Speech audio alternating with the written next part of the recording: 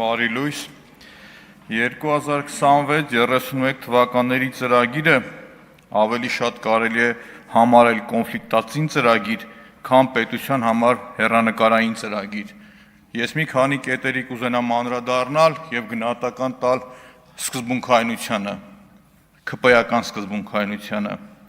Տեսեք, ծրագրի 7-րդ էջում նշվում է կոռուպցիայի զերծ պետության հաստատում։ Արդյոք կառավարությունը անկեղծ է իր այդ պնդման մեջ։ Ես սպասել եմ այսօրվան, որ Երևանի կոռուպցիոն հարցերը ուղիղ նայեմ Նիկոլ Փաշինյանին ու ուղղեմ իրեն ու գնահատականը պահանջեմ այդ կոռուպցիայի հետ կապված։ 20-ից 24 թվականը Երևան քաղաքը չի ունեցել գլխավոր հատակագիծ։ Պաշտոնական անփութության համար ոչ մեկ պատասխան չի տվել։ Մի մարդ եղել է հետևանք, շատ ծանր հետևանքներ ա ունեցել։ Հետևանքները որոնք են եղել։ Դիմել են շատ մարդիկ, իմ գնահատված խմբակներ, ովքեր ուղիղ կապ են ունեցել քաղաքային իշխանության եւ դատական համակարգի հետ։ Դիմել են քաղաքապետարան, ասել են, «Էս հողը կտաք ինձ»։ 2 ամիս չեն պատասխանել, մտել դատարան, հողերը մեջ են արել։ Եթե արդարադատության նախարարը ստեղ լիներ, գորդորեի ցուցակը հաներ դատալեքսից ներկայացներ վարչապետին։ Ավելի խայտարակ դեպքեր ա եղել։ Մուտք են արել դատարան, չեն ստորագրել տակը։ Դատարանն ասել է ճշտեք հետ տվեք։ Երկրորդ անգամ նորից չեն ստորագրել, մուտք են արել ու Երևանի հողերը մեջ են արել։ Ուրիշ խայտարակություն ասեմ, գլխավոր հատակագծով պլանավորվում էր կամուրջ թե ճանապարհ, այդտեղ այսօր վերախոյանում շինություններ։ Գնացել եմ, կռիվն արել եմ, հրապարակայնորեն խոսել եմ, դատախազությունը 0 արձագանք։ 0։ Այդ Երևանի հողերը թալանելու համար ով պետք է պատասխան տա։ Մի հատ ուրիշ հարց ուզում եմ ձեզ տալ, պարոն Փաշինյան։ Զարուհի Մաթևոսյան, ձեր աշխատակազմի ղեկավարի տեղակալը, իր ամուսինը վաճառում է Երևան քաղաքին մանեթնիկները, կոպեկը, որ գցում են ավտոբուսների, շուրջ 140,000 դրամով։ Իրական շուկայական արժեքը 40,000 դրամել չի։ Առնվազն 500 հատ վաճառել են։ Ձեր կոռուպցիայի զերծ պետության հաստատման շրջանակներում։ Հաջորդը որ կա, տրոլեյբուսները, որ առել են, առաջի 15 հատը շուրջ $100,000 պակաս են առել, թանկ են առել։ Դրա համար պատասխանատվություն 0։ Ժոնգտոնգ ավտոբուսները, որոնք որ ձեռք եք բերում, ոչ քաշն ա բռնում, քաշը 9 տոննա է լինում, փոխանակ լինի 9 տոննա 300 գրամ, ձիաուժն է քիչ անում։ Բերում են կառավարության որոշմամբ, դզում փչում են, որ ոչ մեկ պատասխանատվություն չկրի։ Հաջորդը որ կա, այդ հիշում եք, որ հեծանիվ քշեցի պրոբկի մեջ ընկակ։ Մի հատ կառույց ստեղծեցին Երևանի երթևեկության կառավարման չգիտեմ ինչ կառույց։ Տնօրենը Էդուարդ Այվազյանն է։ Պարզվում է, Էդուարդ Այվազյանը շատ ջերմ հարաբերություններ ունի Տիգրան Ավինյանի հետ։ Ասում են իր դվայորդնի քրոջ ամուսինն է։ Դրանից առաջ էլ Ինշին ՍՊ-ի հիմնադիրն է, որը գովազդներ էին տվել, գովազդային վահանակներ էին տվել Երևանին։ Այդ 1.8 միլիոն դրամ աշխատավարձ ստացող մարդը ինչ օգուտ ա տվել խցանումներին։ 0 օգուտ։ Հաջորդը որ կա, ես խոսում եմ դղյակներից ու հատուկ ուզում եմ անդրադարձ կատարեմ, որ պետական չինովնիկն է անվտանգության աշխատողներով հանդերձ ապրում Վաղնի թաղամասում դղյակում։ Կարող է պարզվում է ԱԱԾ տնօրեն Սիմոնյան Անդրանիկն է։ Չէ, հարց եմ տալիս ես։ Իսկ Սիմոնյան Անդրանիկ առավոտ շուտ Ալֆային ուղարկելու 3 անչափահաս երեխաներով տուն, մի հատ Ալֆային ուղարկեն տեսնեն Վաղնի թաղամասում, որ այսօրվա գործող չինովնիկն է ապրում, ում անվտանգությունը առավոտ շուտ մի քանի օր գնացե կանգնե տեսել եմ։ Ուղղակի գնահատում եմ իրավական, այդ իրավունք ունեմ գնամ նկարելու հրապարակելու, թե չէ։ Այդ չի ձեր կոռուպցիայի դեմ պայքարը։ Հաջորդը Վաղնի թաղամասից խոսեցի, ակնկալում եմ Սերան Օհանյանին հիշեք։ Մտեք հաջորդիվ։ Մյուսը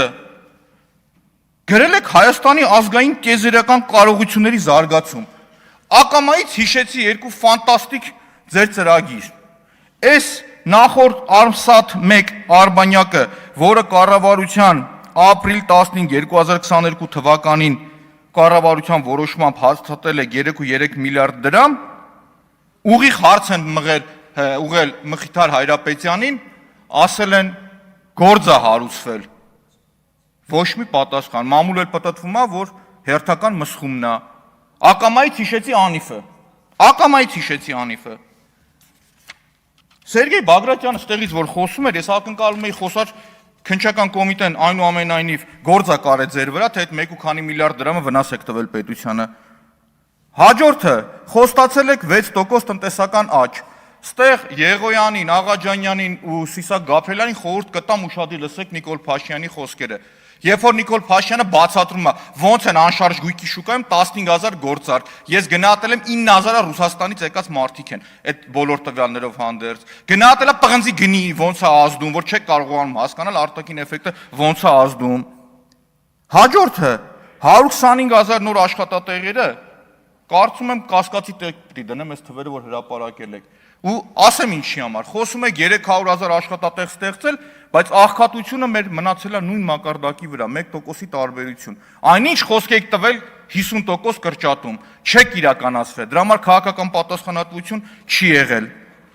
Խոսում եք 10 ջրամբարների կառուցման մեկնարկի մասին, 21-ին խոսք եք տվել 15-ը, վեդին շուտվանից է եղել, որ մի հատ վեդի ունեք, իսկ խայտարակ վիճակա կապսի ջրամբարի պատկերը, շուրջ 130 միլիոն դոլարի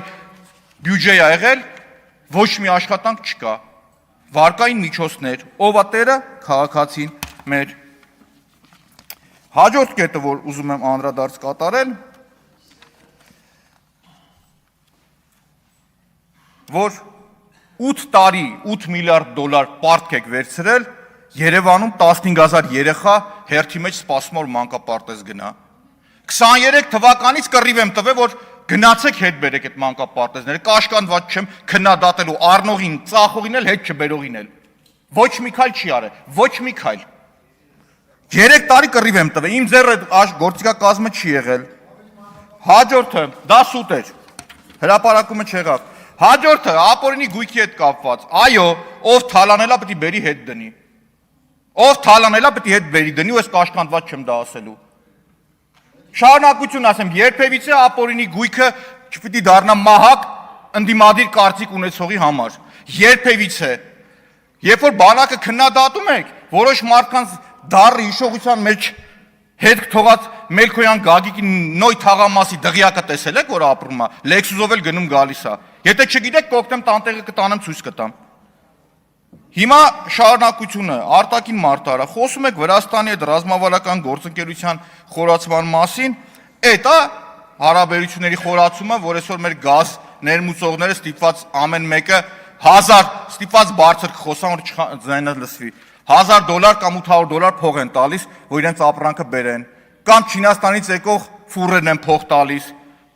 Գևորգ Պապյանն ասում է գնացեք քննչական կոմիտե։ Քննչական կոմիտեն միայն քաղաքական գործեր է արում, միայն եւ միայն, ուրիշ ոչ մի բան չի անում ինքը։ Հաջորդը որ կա, կառավարության ծրագրի մեջ նաեւ ակնկալում եմ, եթե ճիշտ կհամարեք, խոսեք արտաքին մարտահրավերներից, որոնց կառավարողը նաեւ մեր կառավարությունը չի, դուք չեք։ Օրինակ Սևծովյան ճգնաժամը, որի արդյունքում լոգիստիկ խնդիրներ առաջացել ու հնարավոր է, եթե երկար շարունակվի, նավթի, բենզինի ներմուծման խնդիր առաջանա նույն պարենային մթերքների հետ, կամ Պարսկաստան Իրան հարաբերությունների սրումը, որը որ բերում է էներգետիկ այս ճգնաժամին, որը որ կա, ոնց եք դիմագրավելու այդ բոլորին։ Ես արձանագրում եմ, որ կառավարությունը չուներ տնտեսական հաշվարկ, թե տրիպի արդյունքում ինչքան փող ենք մենք դնելու, ինչքան ենք ծախսելու, ինչքան գումար ենք աշխատելու, բացակայում էր, ուղղակի բացակայում էր։ Դրա հակառակը տեսա կռիվ մեր ինքնության, մեր եկեղեցու դեմ։ Դրա փոխարեն ես տեսա արդարադատության կեղծ լոզունգները։ Թշնամությունը լավ տեղ չի տանում։ Եվ մի անգամ ասել եմ, եթե խոսում եք վենդետայից, վենդետան լավ բան չի։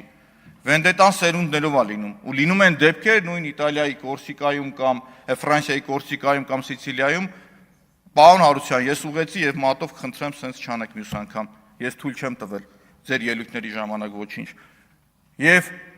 այդ վենդետան սերունդ կշարունակվի։ Իսկ մեր երկիրը խոսք եք տվել, ուղիղ դուք խոսք եք տվել, որ պիտի սիրո ու համերաշխություն լինի։ Եթե կա մեկը, ով թալանել է, անարդարություն է արել, օրենքին դեմ բան արել, պիտի պատասխան տա, բայց անտրամաբանական է ալֆա ջոկատը ԱԱՑ-ի ուղարկել 3 անչափահաս երեխաների հետ տանը։ Այն պարագայում, որ բոլորը գիտեք, որ ոչ մեկ չի փախնում, ոչ մեկ չի գնում, վերջ դրեք այս թշնամությանը, դա լավ տեղ չի տանում։